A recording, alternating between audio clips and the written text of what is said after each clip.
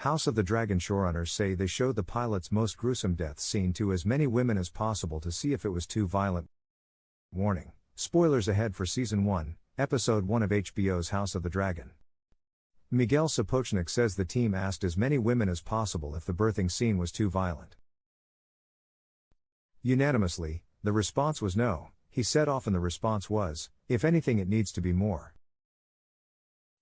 The series premiere of HBO's House of the Dragon, the first of many in the works prequel series to make it to the screen, has an emotional climax involving a traumatic childbirth scene. The series showrunners Miguel Sapochnik and Ryan Condal discuss the best way to approach that scene without being excessive. We did make a point of showing it to as many women as possible and asked the very question, was this too violent for you? Sapochnik said during a roundtable interview with Insider along with Pop Sugar and Metacritic. And unanimously, the response was no. Often the response was if anything, it needs to be more. In the scene, King Viserys' wife Queen Aemma Targaryen is dying in the midst of childbirth, unable to push her baby boy out of her body due to his position inside her uterus. The Grand Maester, a type of medieval-esque doctor and scholarly advisor to the king, tells Viserys that both Aemma and the baby are going to die. But he says there's a technique that will give the baby a chance to survive, cutting it out of the mother. Viserys tells the Grand Maester to go ahead and try the procedure, knowing the blood loss will kill his wife. As the man begins what is basically a cesarean section, Aemma realizes what is happening and screams in terror and pain while a bunch of people restrain her.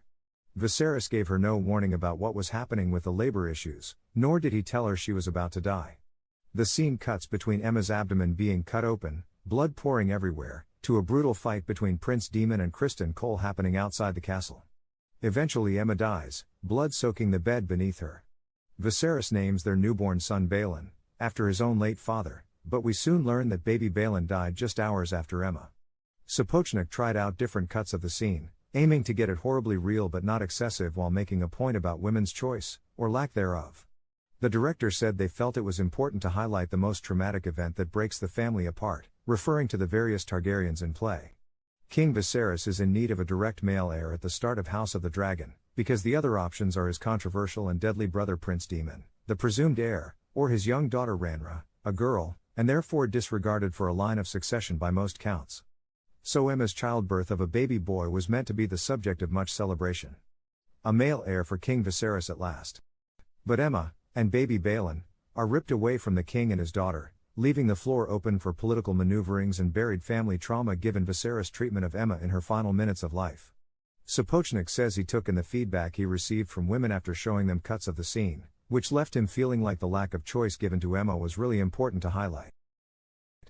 We shouldn't be shying away from this thing that's happened because it's raising a point that seems to hit a real trigger for women, which is this idea of choice, he said.